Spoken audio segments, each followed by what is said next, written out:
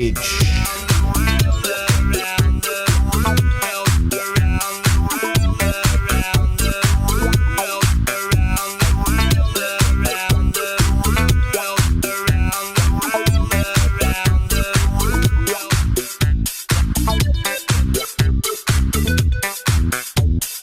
we do hear from loads of people on this show from right across Staffordshire and Cheshire who tackle massive challenges, climbing mountains, running ultramarathons, swimming huge distances, that kind of thing. But this one might just have been the most ambitious of the lot.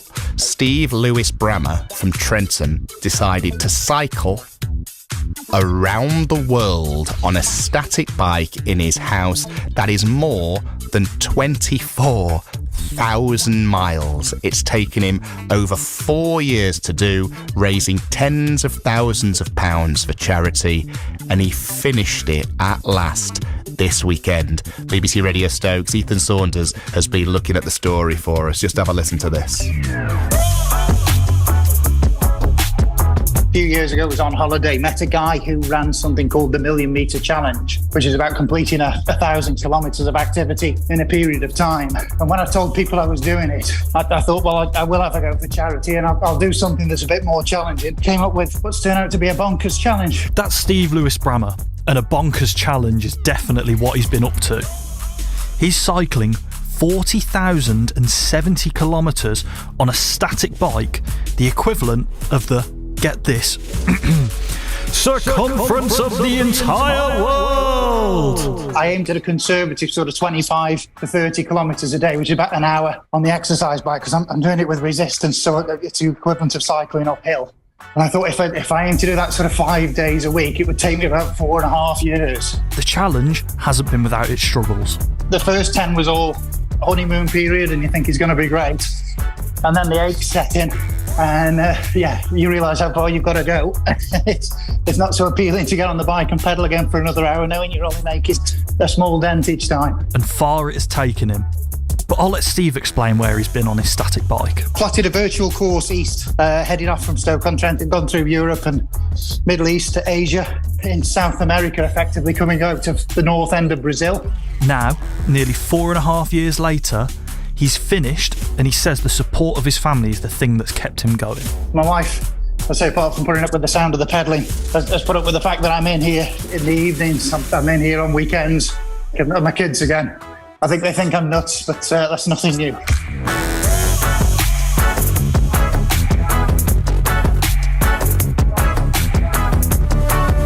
When it comes to challenges and ways of raising money, this is quite possibly my favourite one that we've ever featured on the show. Steve lewis-brammer from Trentham deciding to cycle around the world on a static bike in his house, more than 24,000 miles, more than 4 years it's taken, raising tens of thousands of pounds for charity in the process.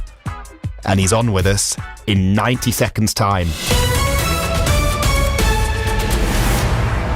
Now, before the news, we were hearing about Steve lewis-brammer completing his cycle around the world on a static bike in his house. It's taken him more than 4 years to do more than 24,000 miles, raising tens of thousands for charity.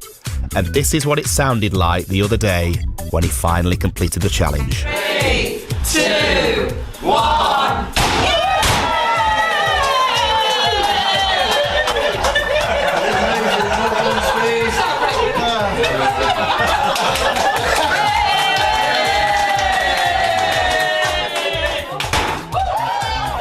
It's not quite complete without a balloon or a party popper at the end, is it? Steve lewis-brammer, good morning, how are you?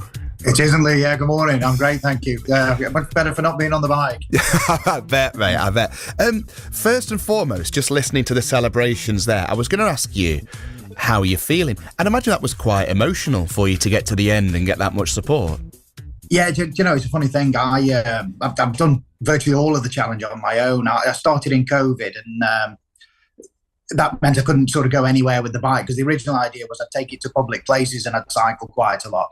I wasn't able to do that for the first maybe 18 months worth. And then luckily I was able to take it into, if I can say the name, if it's okay, local Tesco in Hanley. where people were great. They were really generous.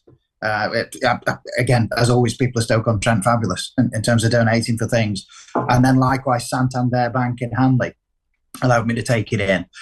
But most of it I've done on my own. So yeah, when I was coming towards the end, people said, "Oh, we'd like to come around and sort of be there," and it was unusual to have bodies around me. I was actually pedaling. I'm normally staring at four walls, so yeah, it made a nice change. But well, that's what I was going to say, actually. As you've done this, to do large parts of it by yourself on a static bike in your house, just trying to reach this, what must have felt like unachievable target at times, because more than 24,000 miles can take you forever. It must have been so draining and so mind-numbing for you at times to try and get there. Yeah, that was part of it. In fairness, I've talked to a lot of cyclists, because I've done it in sort of a single setting on the bike with resistance, so it's been like going uphill the whole way.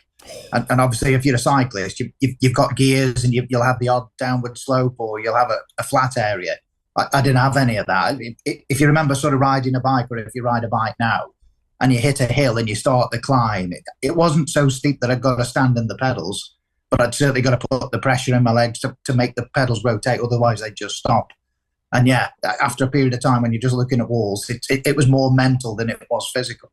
Did it make it harder, the fact that you couldn't go to all of these different places? Because I would imagine the support, if you were able to just do public place every single day, the support would naturally give you kind of more energy, more momentum. Yeah, most definitely. It's when I actually did go out, I mean, it was great just to hear in the news bulletin that just came up about Harrison beating leukemia, and that's what it's all about. And when I did go to public places, it was that type of thing. People would come up and they'd want to talk. I started something called the honours list, which is when people were donating, I'd ask them were they sort of donating in memory of somebody they'd lost, or supporting somebody who was fighting some form of cancer, or maybe they were celebrating somebody that had beaten it. And you'd get all the stories. And yeah, most definitely, there were days when I did not feel like getting on the bike, I'll be honest. And when you think of some of the people and some of the stories, it sort of encouraged me to get on the bike. And then I was always pleased that I'd done it afterwards. I didn't feel like doing it beforehand, but certainly glad I'd done something. So yeah, that made a huge difference. So you've heard a lot of stories from a lot of people who've donated a lot of money. Yeah. Why did you want to do this challenge in the first place? What was it that gave you the get up and go? Well, cancer research will tell you nowadays that it's 1 in 2 of us that will be diagnosed with some form of cancer in a lifetime, which is a frightening statistic. And I'm not outside of those statistics. So that I've known family members, work colleagues, friends who've been diagnosed, and I've got the whole gamma in there. So I've got people, unfortunately, who lost the battle to cancer. And it was awful to see what it did to them and what it did to some of their family and friends who were close to them. Equally, I'm pleased to say I know people who've beaten it and have really gone through a tough time, but they've come out the other end. And ultimately, that's what it's about. It's trying to raise more funds that will help more people have more time with their loved ones, and ultimately more people to beat it. That's what it is. So. Yeah, and it's brilliant, mate, what it is you've done, because like you say, it's something that if it's not directed somebody themselves, if it's not directly affected someone themselves, it will have affected someone that literally every single person listening to this show knows. Is there a reason why you decided to come up with this ridiculous idea of cycling the circumference of the world? Because that is absolutely going some. Yeah, I did, as for Ethan's report, and he did a great job, thank you, telling the story there. That was brilliant. I couldn't have told it better myself. But I did a challenge that I met a guy on holiday, long story short. I did a running challenge when I got to 50. And when I told people I was running, I'm not a runner. I'm not built like a runner. I'm not built for speed, Lee. So when I was running, people sort of said, "Oh, you must be doing it for some sort of cause." And I wasn't. And then you start thinking, well, maybe I should be. And you kind of think, when I finish this, I'll do something else. So I didn't want to run anymore because I'm not a runner. I thought I'd use an exercise bike that my wife had bought me years ago. And I was just thinking, what can I do with it? I didn't want to finish it too quick. I wanted it to be challenging because I wanted it to be worthy of people getting behind. And then I just thought, well, I'll cycle the circumference of the world. And I looked up what it was. And then when I worked it out, I still don't think I quite realised just how much effort and commitment it was going to take. Yeah, and it grew legs, the challenge did, as it went. It's magic. It's absolutely magic. Honestly, top effort. This is one of my favourite fundraising challenges we've ever featured in 3 years of doing this show. Have you got a cumulative total to hand at this stage? Yeah, I've just, including sort of gift aid that people have donated on my Just Giving page, I'm now at sort of 13,500 that I've raised for it, which is brilliant. And I know some people have donated directly to cancer research. I don't quite know what they've put in, but I know there have been a number of donations that have gone in that way. And then there's a couple of people that sort of said, when you finish it, we'll then arrange to do something. And obviously, having finished it on Saturday, that I trust there'll be more to add to the total there. But yeah, it all counts. Whatever can help. Absolutely, mate. 13,000+. That's just what Steve's raised, with more going directly to cancer research there, more still to come. But at this stage, 13 grand. What an incredible total. The big question, Steve, just before I let you go, what are you going to do with the bike? Well, it's a good question. But my wife suggested we have a ceremonial soaring it up with a hacksaw, but I've grown quite attached to it.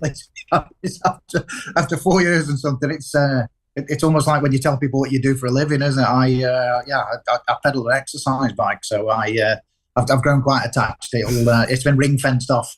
I might get on it occasionally just for old time's sake. Oh, mate, massive congratulations. Honestly, thank you so much for coming onto the show this morning, because you've been absolutely brilliant. 4 years, and it's all led to well over £13,000 being raised for an incredible cause, cancer research. Steve Lewis-Brammer, massive congratulations. Can I just say, Lee, I just want to say thank you to everybody at Radio Stoke, because you've been fantastic in supporting me throughout. You've had me on the programmes a number of times, so I really do appreciate that. And if anybody can and would like to donate still, the Just Giving page is still open. If they just go on justgiving.com and put in my name, it's Stephen with a PH, and then Lewis, Lewis -Brammer,